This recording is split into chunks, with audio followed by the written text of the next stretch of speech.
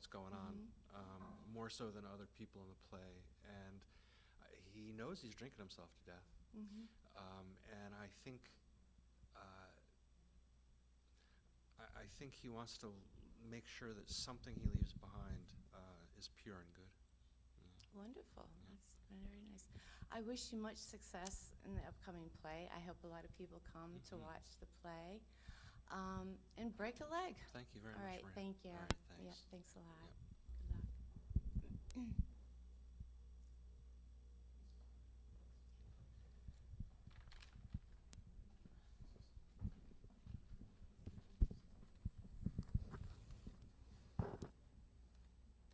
A good German Protestant should do all I'm actually a good Irish Catholic, Dave.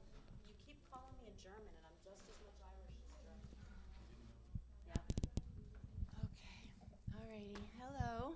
Hi. So now you play Josie in A Moon for the Misbegotten. Josie is from an Irish Catholic family, and your mother has passed away. And you live with your father, correct, in the play? Right. I noticed that in the play, your father seems to really stress the fact that you're not married and, live the straight and narrow.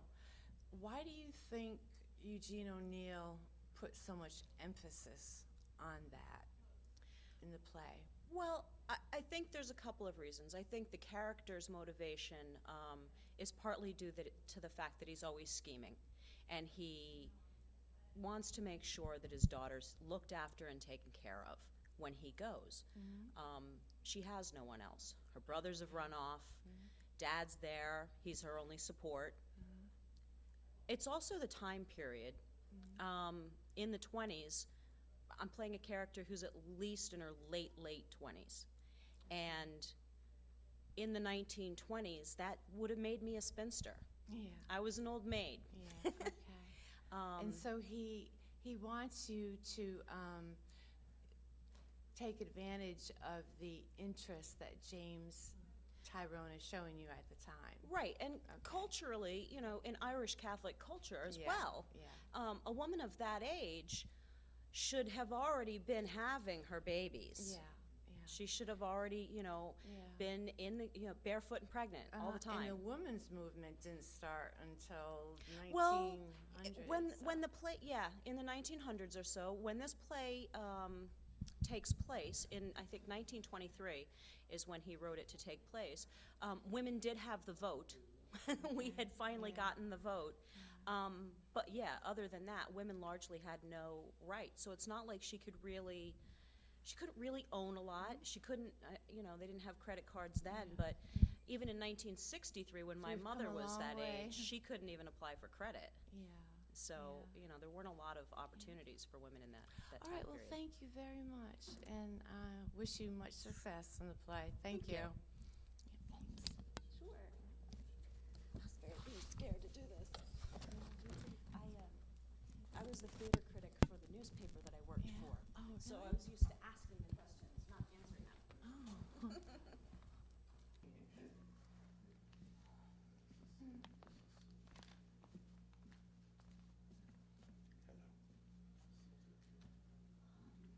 Are we going for it yet? Yes. Okay. I'd like to introduce William Lopez. He is a professor at Mohegan Community College, and he's playing the part of Josie's father, correct? That's correct. And what is Josie's father's name?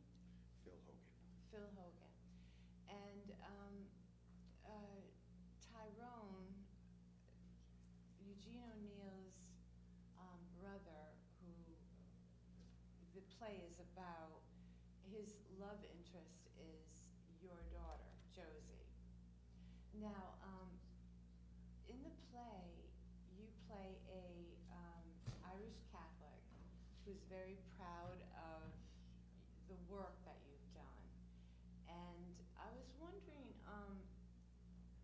what is the motive for the pressure that you put on your daughter.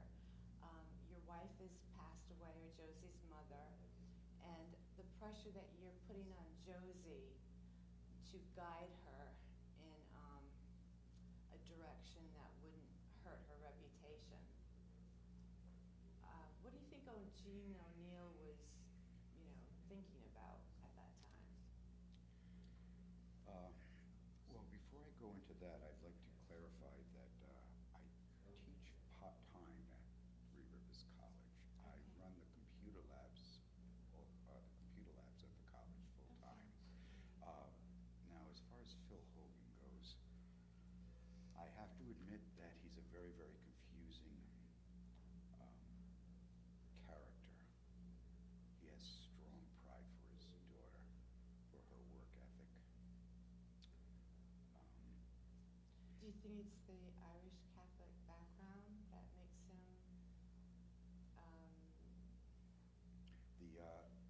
The pride for a hard day's labor, I think, could extend to the Irish heritage. I saw it in my father, who was half Irish himself, and he did have quite a bit of pride over a job well done. I remember he told me that he never cared if I became I forgot the microphone. We can start do it again. over. We're gonna have to.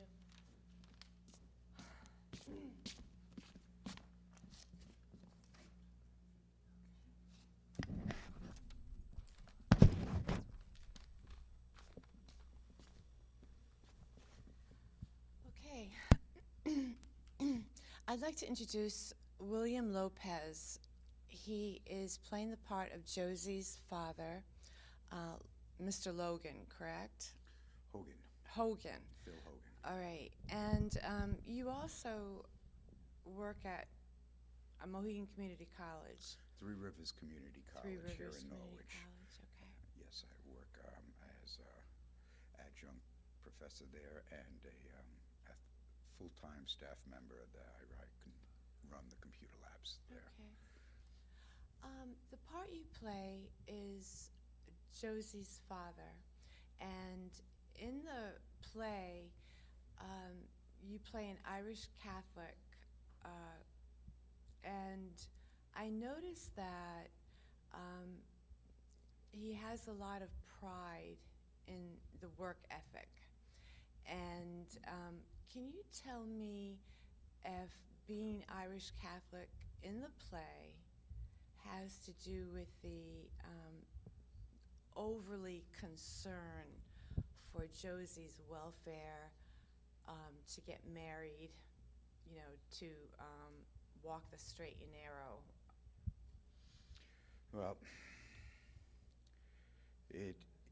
I imagine that it is every father's dream that his children end up happy, successful.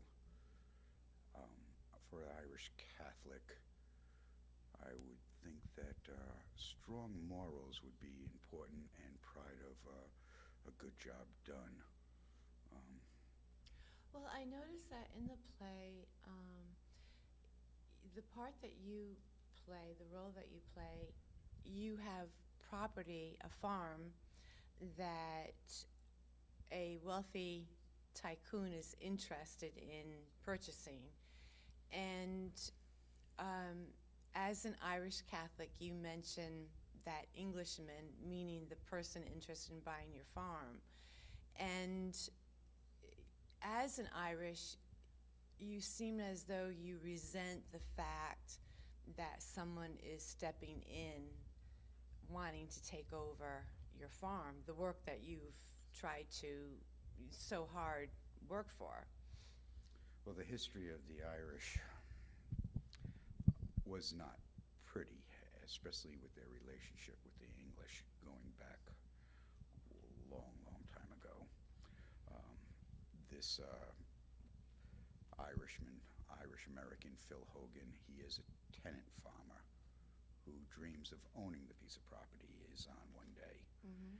And the fact that there is a neighbor who's interested in kicking him off buying the property out from underneath him, who just happens to be an Englishman, who would definitely rub Phil Hogan the wrong way and get his ganders up. All right, well, thank you. You play a very interesting role, and you perform wonderfully on stage. It's very interesting to watch you on stage. Your participation really adds greatly to the play. Thank you, and I wish you much success. Thank you, dear. Okay, thank you.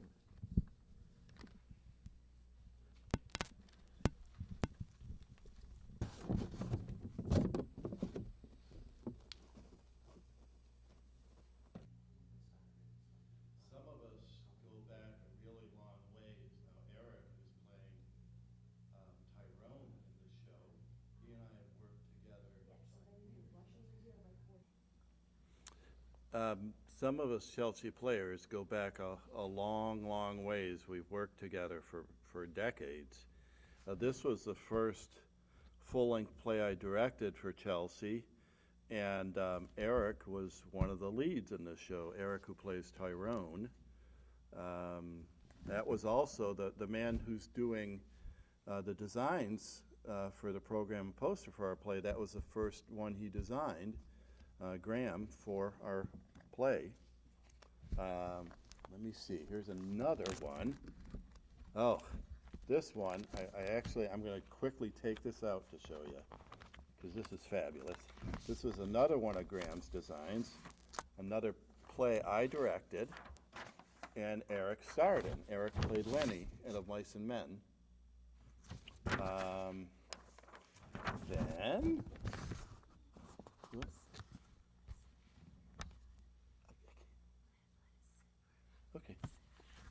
Okay. All right. And there, if you look to the left, there's Eric, who again is playing Tyrone in Moon, playing Lenny in Of Mice and Men. That was when we used to do our shows up at Mohegan College. And that's a great picture. Yeah, this is Eric again up here. This is still Of Mice and Men. Ken Lamott, who's the only remaining founding member of Chelsea Players. Been with them since the very beginning. I didn't start working with them until their second show. So these are all, let me see what is next, I think over here. Oh, here we are again. This was 91 maybe? I'm sorry.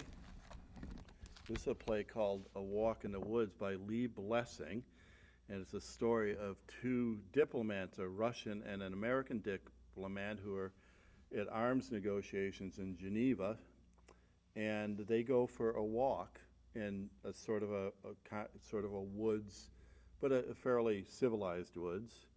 And I played the American diplomat, John Honeyman, and Eric played the Russian diplomat, Andrei Botvinnik. So, and here we are in the paper, a very rare sighting of David Myers unshaven. This one here, this was Wild West, done in, as you can see, January of 1993. Eric and I were both in this one, when neither of us did any directing, but we were in it.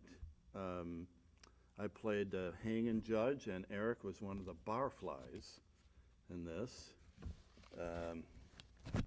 Oh God, and these are all. I'd like to see also the tragedy and comedy mask that you have on one of the flyers for your play, so that Right. you have them in the back. Right, let me, you skipped one that I wanted to show because it was, where were we? We missed one. Okay, where is